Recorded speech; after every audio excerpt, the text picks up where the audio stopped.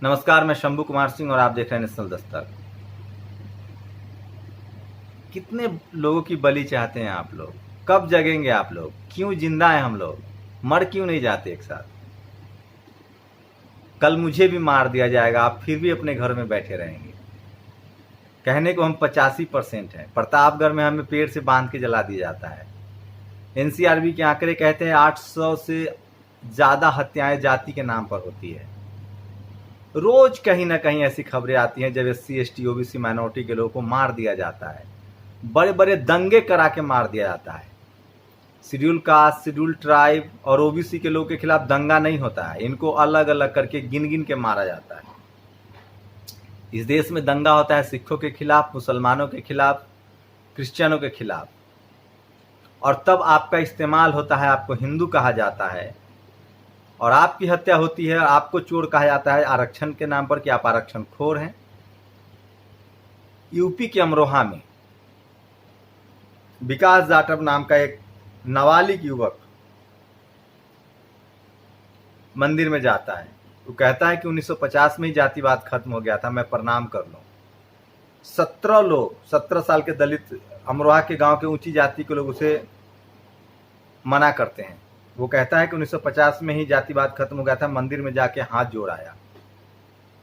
आपको पता है उसके घर में घुसकर गोली मार दी। अब आप लोग ये मत कहिए कि उसे मंदिर जाने की क्यों जरूरत थी। बात संवैधानिक हक का है। हो सकता है मैं आस्थावान हूँ, लेकिन मैं इसीलिए कह रहा हूँ, बाबा साहब ने इसलिए हमें बुद्ध का रास्ता दिखाया था। लेकिन सवाल है कि हमारे लोग की हत्या हो रही है और इस देश में 50 करोड़ 60 करोड़ हमारी आबादी है, 100 करोड़ के करीब हमारी आबादी है, और कब तक मरते हुए हम देखेंगे। और मैं OBC के लोगों से कहना चाहता हूं, जो अपने आप को सबसे ज्यादा धार्मिक कर्मकांड में फंसाए हुए हैं, आपको क्या लग रहा है आप बच रहे हैं? पूरे देश में जाति के नाम पर OBC के बड़ी संख्या में अब तो यादवों की, कुर्मियों की, पटेलों की हत्या हो रही है। अरे जाटों पर गोलियां चली, गुर्जरों पर गोलियां चली, पटेलों पर गोलियां चली। हम आप किस खेत के मूली हैं? इस देश में SC ST OBC minority, SC ST OBC के लोगों को अलग अलग करके मारा जाता है। जिसको आप दलित समझते हैं, पिछड़ी जाति के लोग समझते हैं, आदिवासी समझते हैं ना, इनको अलग अलग करके मारा जाता है। इनके खिलाफ सामूहिक दंगे नहीं होते। सामूहिक दंगे आपसे कराए जाते हैं मुसलमानों के खिलाफ, सामूहिक दंगे हुए सिखों के खिलाफ, सामूहिक दंगे होते हैं क्रिश्चियनों के खिलाफ, और उसमें आपको हथियार बनाया जाता है। और हथियार चलवाने वाला एक ही शख्स है। इस देश में पीठ अलग अलग होती है, कभी SC, कभी ST, कभी OBC, कभी पिछड़ा, कभी दलित, कभी आदिवासी, कभी मुसलमान, कभी सिख, कभी जाट, कभी गुर्जर, कभी पटेल।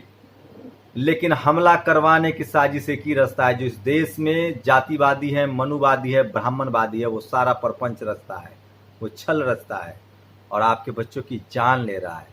कल मुझे भी मार दिया जाएगा और मुझे पता है आप तब भी नहीं निकलेंगे घरों से। लेकिन मैं फिर कह रहा हूं आपको बार बार, मेरी पूरी लड़ाई इज्जत से मरने की है। जलालत की जिंदगी आप लोग को मुबारक हो। मैं चाहता हूं मैं जगदेव बाबू की तरह जीऊं, मैं चाहता हूं पेरियार स्वामी की तरफ जीऊं, मैं चाहता हूं ललाई सिंह यादव की तरफ जीऊं, मैं चाहता हूं मैं रामस्वरूप वर्मा की तरफ जीऊं, मैं चाहता हूं मैं बाबा साहब के रास्ते पर चलूं, मैं चाहता हूं मैं फूले के रास्ते पर चलूं, मैं चाहता हूं मैं कबीर की भाषा बोलूं, मैं चाहता हूं रविदास के आदर्शों पर चलूं, मैं चाहता हूं बुद्ध को मानूं। लेकिन जिस तरह से आपके युवाओं को मारा जा रहा है, पता है ग्वालियर में क्या हुआ है?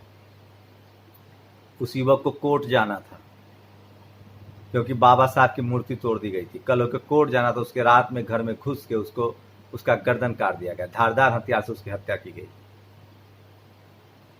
कब तक जगेंगे आप? ट्वीट भी नहीं कर सकते हैं आप लोग। मतलब हम अपना संवैधानिक तरीके से विरोध भी नहीं कर सकते। अरे कौन सा कोरोना हो जाएगा हम लोगों को? सोशल मीडिया पर तो कम से कम विरोध कीजिए। बाइकॉट मंदिर का ट्वीट चल रहा है, चंद्रशेखर ने लगातार ट्वीट किया है, चंद्रशेखर आजाद रावण ने, BSP सुप्रीमो मायावती ट्वीट कर रही हैं। लेकिन हमारे नेता भी कम दोषी नहीं है। तेजस्वी यादव ने हत्या का मामला उठाया ना, BSP सुप्रीमो मायावती को बोलना चाहिए था। और आपको घर से निकलना एक दिन, बहन जी प्लीज मैं आपसे गुजारिश कर रहा हूँ, एक दिन तो इंडिया गेट पर खड़ा हो जाइए। हमारे दिल्ली में इंडिया गेट है, लखनऊ में एक किलोमीटर दूर जाके कहीं बस खड़ा हो जाइए आप। इस देश की जातिवाद, मनुवाद, ब्राह्मणवाद की हवा निकल जाएगी। वो ताकत है आप में। आपको नहीं पता है बहन जी, आपको इस देश का बहुजन, SC ST OBC माइनॉरिटी कितना आपको आशा भरी नजरों से देखता है, कितनी इज्जत करता है आपकी। आप एक बार जिस दिन इस देश में खड़ी हो जाएंगी ना, आप आयरन लेडी हैं। इस देश में अखिलेश जिस दिन खड़े हो जाएंगे ना, इस देश में हेमंत सोरेन जिस दिन खड़े हो जाएंगे ना, इस देश में जिस दिन स्टालिन खड़े हो जाएंगे ना, इस देश में जिस दिन बहुजन नेता, हम लोगों को नहीं सुनते हैं लोग, लेकिन आप लोग हमारे धरोहर हैं। चाहे वो मुलायम सिंह यादव, अखिलेश यादव, उनकी तबीयत नहीं ठीक रहती है। बहन जी आप भी बुजुर्ग हैं, लेकिन गाड़ी से उतर के सिर्फ खड़े जिस दिन हो जाएंगे ना इन सब दंगों के खिलाफ, हम लोग जिस दिन सड़क पर खड़ा होना सीख गए ना, सो तो काले लोगों की तरह ये जो जातिवादी, ब्राह्मणवादी, मनुवादी जो जातिवाद के नाम पर हत्या कर रहे हैं ना, इनकी औकात तय हो जाएगी। बोलना सीखिए आप लोग, नहीं तो आपकी नस्लें मारी जाएंगी। अरे अपने अपने घरों में बैठ के डरे हुए हो, टीवी अखबार देखते हो, सोशल मीडिया देखो ना, और वीडियो बनाइए, वीडियो डालिए। दुख नहीं होता आप लोग को? कलेजा नहीं फटता आप लोगों का? क्या खाते हैं आप लोग? कौन सा राज भोग रहे हैं? कौन सा जमीन है आपके पास? कौन सा बिजनेस है? कौन सा व्यापार है? कौन सा बैरिस्टर जज हो यार? डेमोक्रेटिक तरीके से सड़कों पर खड़ा होना सीखिए, नहीं तो सब मार दिए जाएंगे बारी बारी से। ये करते ही यही है, जो हमारे समाज में बोलने वाला, लड़ने वाला होता है उसको मार देते हैं। आपको पता है, वो आपके अधिकार की लड़ाई लड़ने गया था, उसने कहा था कि 1950 में जातिवाद खत्म हो गया, हम तो जाएंगे मंदिर। वो बाबा साहब की मूर्ति की लड़ाई लड़ रहा था। मैं आपकी आवाज बनने की कोशिश कर रहा हूं। इस देश में नियम कानून हमारे लोग नहीं है, ये एकदम नहीं है, पुलिस में नहीं है। और ये 131 लोग कहां है भाई? या इन लोग को पता नहीं है? हमारे पास मीडिया नहीं इसीलिए, लेकिन सोशल मीडिया तो है, बहुजन मीडिया तो है। अब हमारा नेता वही होगा जो हमारे दुख, तकलीफ, दर्द में खड़ा होगा, चाहे वो कोई भी हो। प्लीज मैं गुजारिश कर रहा हूं बहन जी, एक बार तो बोलिए आप। अरे 2 मिनट 5 मिनट का वीडियो ही डाल दीजिए सोशल मीडिया पर। ये टीवी अखबार, टीवी वाले को मत बुलाइए। एक दिन आप लखनऊ आ जाइए ना, बाबा साहब की जो आपने विशाल धरोहर बनाया है ना, विशाल मूर्ति, वहीं खड़ा हो जाइए जाके। गाड़ी से उतर के बस खड़ा हो जाइए। आप एक दिन इंडिया गेट पर खड़ा हो जाइए। इस देश का बहुजन, SC ST OBC माइनॉरिटी सब सड़क पर खड़ा हो जाएगा। कब तक मारे जाते रहेंगे हमारे लोग? रोज इस देश में मैं 1000 कॉल उठाता हूं भाई साहब, नेशनल दस्तक चलाने की वजह से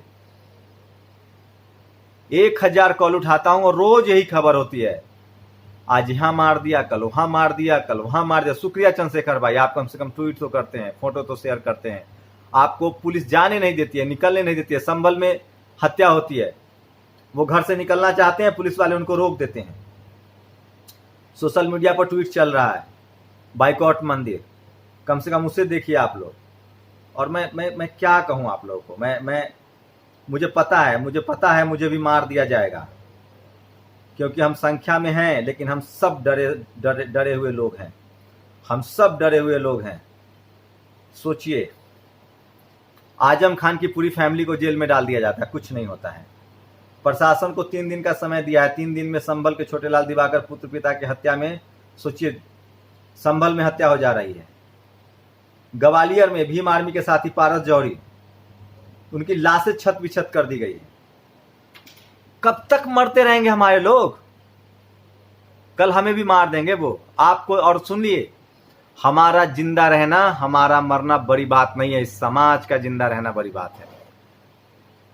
आप लोग कल्पना कीजिए, आपकी आने वाली नस्लें मार दी जाएंगी। और सुन लीजिए, हम किसी की लड़ाई नहीं लड़ रहे हैं, हम आने वाली नस्लों की लड़ाई लड़ रहे हैं। कल अगर हम ये लड़ाई नहीं लड़ेंगे तो हमारा बच्चा ही लड़ाई लड़ना पड़ेगा। पता है आपको जगदेव बाबू ने क्या कहा था? पहली पीढ़ी मरती है, दूसरी पीढ़ी जेल जाती है, तीसरी पीढ़ी राज करती है।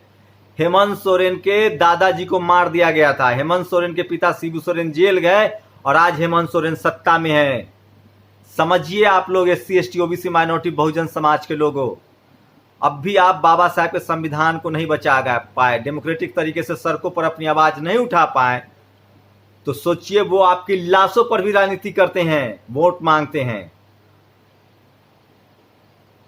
क्या कहूं आप लोगों को? कल मुझे जेल में डाल दिया जाएगा, मार दिया जाएगा कि मैं आपको प्रोवोक कर रहा हूं। मैं कह रहा हूं, संवैधानिक तरीके से आवाज उठाना, हर हत्या का, हर विरोध का, हर अत्याचार का ही हमारा संवैधानिक हक है और ये करना पड़ेगा आपको। खड़ा होना सीखिए एक दूसरे के साथ हाथ में हाथ पकड़कर, नहीं तो बारी बारी से सब मारे जाएंगे। मौत तो आपकी भी होगी, मौत तो हमारी भी होगी, और मौत तो हमारी रोज होती है। मैं इसलिए कहता हूं ये बहुजन समाज के नौकरी पेशा लोगों, बाबा साहब के आरक्षण से नौकरी तो मिल जा रही, लेकिन तुम कितना मजबूरी में नौकरी करते हो ये भी सोचो। कब तक नौकरी के डर से डरोगे? और जो भी बहुजन समाज के, चाहे वो छात्र हैं, चाहे नौकरी पेशा लोग हैं, चाहे बिजनेसमैन लोग हैं, डर को मन से निकालो और अपनी जमीर की आवाज सुनो। अपने आने वाले नस्लों की आवाज बनो और बचाओ आवाज को। नहीं तो मौत हमारी भी होगी, लेकिन वो शानदार मौत होगी, और मौत तुम्हारी भी होगी, वो लाचार मौत होगी। बताइए, मंदिर जाने पर गोली मार दी जा रही है, कल कोर्ट जाना है, घर में घुसकर हत्या कर दी जा रही है। और चूंकि हमारे पास मीडिया नहीं, इसलिए आप लोग कब टीवी अखबार देखेंगे? आप मत देखिए। और मैं इस देश के तमाम बहुजन नेताओं से अपील करता हूं, और उन तमाम मेंबर ऑफ पार्लियामेंट विधायकों से, अगर आप तक के वीडियो, मैं जानता हूं इस देश के तमाम लोग इस वीडियो को देखते हैं, नेता भी देखते हैं, मैं जानता हूं। मैं जिस भी बहुजन नेता से मिलता हूं, चाहे वो मंत्री हो, कहते हैं आप आपका वीडियो देखता हूं। लेकिन अगर आप लोग चुप्पी रह रहे हैं ना, तो आप लोग याद कर लीजिए, बारी आपकी आएगी, क्योंकि अब बारी संविधान की आ चुकी है। और जब संविधान नहीं रहेगी तो हम सब की बारी बारी बारी से आएगी। आपकी क्या प्रतिक्रिया? अपनी प्रतिक्रिया जरूर दीजिए। मैं वादा करता हूं, जब तक मेरी सांसें हैं, मैं इस समाज की आवाज एक पत्रकार के तौर पर संवैधानिक दायरे में उठाता रहूंगा, और न्याय की मांग विक्टिम के साथ मैं खड़ा रहूंगा। शुक्रिया।